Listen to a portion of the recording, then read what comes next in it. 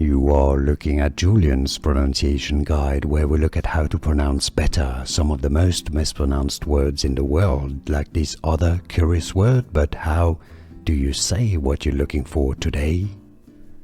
Let's learn how to pronounce the name of this molecule, this medication sold in the US under the brand name Vyvanse, or the European name. The brand name in Europe, in the EU, is Elvanse.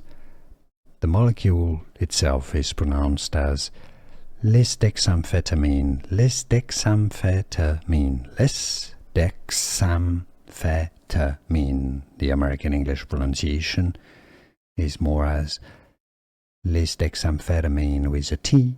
That sounds like a D, a flap T. Lisdexamfetamine, yes, I know it's a mouthful.